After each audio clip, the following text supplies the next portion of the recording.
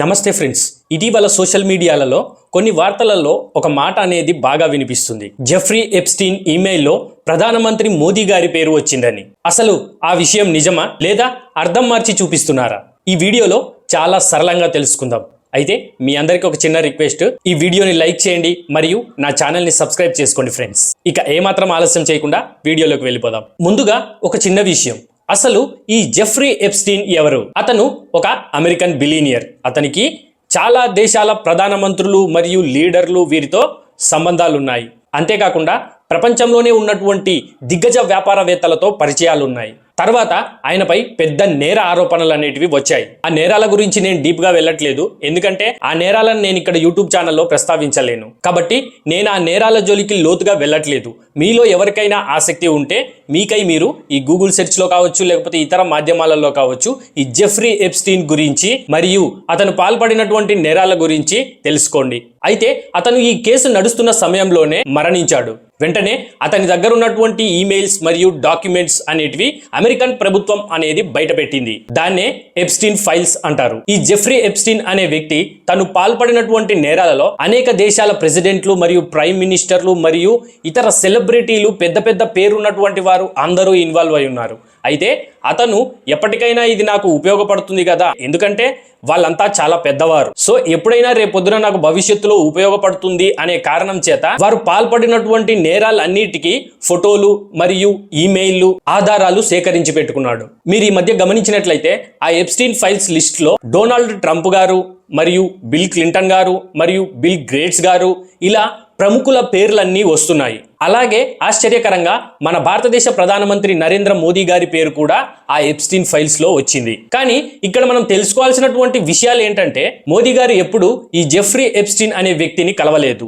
అంతేకాకుండా మోదీ గారు ఎప్పుడు ఈ జెఫ్రీ ఎప్స్టీన్ తోటి వ్యక్తిగతంగా కానీ లేదా ఫోన్లో కానీ లేదా సోషల్ మాధ్యమాలలో కూడా ఎప్పుడూ మాట్లాడలేదు. అయితే బయటపడ్డటువంటి ఈ ఎప్స్టీన్ ఫైల్స్ లో మోదీ గారితో ఎక్కడా ఈ జెఫ్రీ ఎప్స్టీన్ తో సంబంధాలు ఉన్నట్టు పేర్కొనబడలేదు. కానీ ఆ ఎప్స్టీన్ ఫైల్స్ కి సంబంధించినటువంటి మెయిల్లో ఉన్న సమాచారం ఏంటంటే, మోదీ గారు 2017లో ఇజ్రాయెల్ దేశానికి అధికారికంగా వెళ్లారు అనే విషయం గురించి ప్రస్తావించబడింది.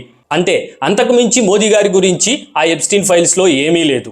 ఇది కేవలము ఒక పొలిటికల్ కామెంట్. అంతేకాని నరేంద్ర మోదీ గారు ఈ ఎప్స్టీన్ కి సంబంధించినటువంటి నేరాలలో భాగస్వామ్యం కలిగి ఉన్నాడు అనేసి ఎక్కడ ఆధారం లేదు. అసలు నిజం ఏంటంటే, ఇక్కడ చాలా మంది చేసే పొరపాటు ఏంటంటే, అక్కడ పేరు కనిపించింది అంటే తప్పు చేసినట్టు అని మనకై మనమే నిర్ధారించుకోవటం. కానీ అది నిజం కాదు. నేను ఇందాక చెప్పినట్టు ఆ ఎప్స్టీన్ ఫైల్స్ లో పెద్ద పెద్ద వారి పేర్లన్నీ ఉన్నాయి. అంటే డొనాల్డ్ ట్రంప్ గారు కావచ్చు, ఒబామా కావచ్చు, ఒబామా గారి సతీమణి మిచెల్లే ఒబామా గారి పేరు మరియు బిల్ క్లింటన్, బిల్ గేట్స్ గారి గురించి, వీళ్ళందరి గురించి అందులో ప్రస్తావించబడింది. అంటే వాళ్ళందరూ నేరం చేసినట్ట ఏమో, ప్రస్తుతానికైతే రుజువులు ఏమీ లేవు. ఒకవేళ రుజువులు అనేటివి బయటికి వస్తే అమెరికన్ కోర్టు కానీ లేదా అమెరికన్ ప్రభుత్వం కానీ వారిని విడిచిపెట్టదు.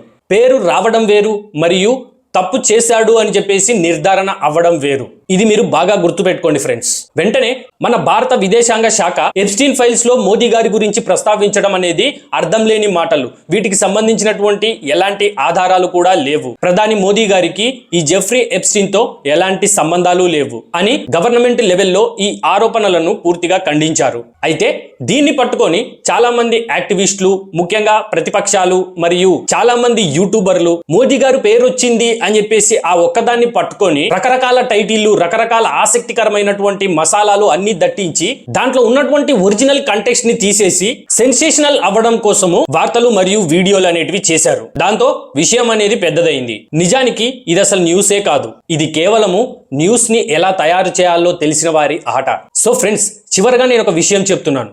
ప్రధానమంత్రి నరేంద్ర మోదీ గారి పేరు ఈ ఎప్స్టీన్ ఫైల్స్ లో వచ్చింది, ఇది వాస్తవం. కానీ అది ఏ సందర్భంలో వచ్చింది అనేసి కంటెక్స్ట్ అనేది వేరు. ఆ ఎప్స్టీన్ ఫైల్లో ప్రధానమంత్రి మోడీ గారి గురించి ఏమనుందంటే, భారతదేశ ప్రధానమంత్రి నరేంద్ర మోదీ గారు 2017లో ఇజ్రాయెల్ కి అధికారికంగా పర్యటనకు వెళ్ళినప్పుడు అక్కడ సూచనల మేరకు అమెరికాకు లాభం చేకూర్చడం కోసం కొమ్ము కాశాడు అని చెప్పేసి ఆ ఎప్స్టీన్ ఫైల్లో ఉంది. దాన్ని వారు పొలిటికల్ లాంగ్వేజ్ లో పొలిటికల్ సింగ్ అండ్ డాన్స్ అని చెప్పేసి ప్రస్తావించారు. పొలిటికల్ సింగ్ అండ్ డ్యాన్స్ అంటే నిజంగా పాట పాడి డ్యాన్స్ చేయడం కాదు. అంతేకాని ప్రధానమంత్రి మోదీ గారు ఇక్కడ ఇలాంటి నేరానికి పాల్పడ్డాడు, ప్రధానమంత్రి మోడీ గారు జెఫ్రీ ఎప్స్టీన్ ని కలిశారు అని చెప్పేసి గాని, లేదా ప్రధానమంత్రి మోడీ గారు జెఫ్రీ ఎప్స్టీన్ వ్యక్తితో సంబంధం కలిగి ఉన్నారని గాని ఆ ఈమెయిల్లో ఎక్కడా లేదు. అక్కడ ఉన్నది కేవలము ఇందాక నేను చెప్పిన విషయమే. అంతేగాని నరేంద్ర మోదీ గారి పేరు వచ్చింది అని చెప్పేసి మోదీ గారు ఈ నేరాలకు పాల్పడ్డాడు అని చెప్పేసి నమ్మేయకండి. ఏదైనా సరే పూర్తి నిజాలు తెలుసుకున్న తర్వాతనే నిర్ణయం తీసుకోండి. ఆ ఎప్స్టీన్ ఫైల్స్ లో వచ్చినటువంటి నరేంద్ర మోదీ గారి పేరు, ఆ ఒక్క పేరును పట్టుకొని వచ్చేసి దాని కంటెక్స్ట్, అది ఏ సందర్భంలో చెప్పబడింది, దాంట్లో అసలు ఏమని రాసి ఉంది అని చెప్పేసి ఏమీ ప్రస్తావించకుండా కొంతమంది తమకు నచ్చినటువంటి స్టోరీలు కథలు అల్లేసుకొని ఇప్పటికే చాలా మంది సోషల్ మీడియాలలో చాలా వీడియోలు అనేటివి చేశారు. దయచేసి అలాంటి మిస్ఇన్ఫర్మేషన్ ని మీ మైండ్ లో పెడుతున్నటువంటి ఛానళ్లతో కానీ లేకపోతే అలాంటి వ్యక్తులతో కానీ దూరంగా ఉండండి. ఇలాంటి మరిన్ని క్లియర్ అనాలిసిస్ వీడియో కావాలంటే మన ఛానల్ థింక్ టాక్స్ బై యువ అని ఖచ్చితంగా సబ్స్క్రైబ్ చేసుకోండి ఫ్రెండ్స్. ఒక మంచి వీడియోతో మళ్ళీ కలుద్దాం.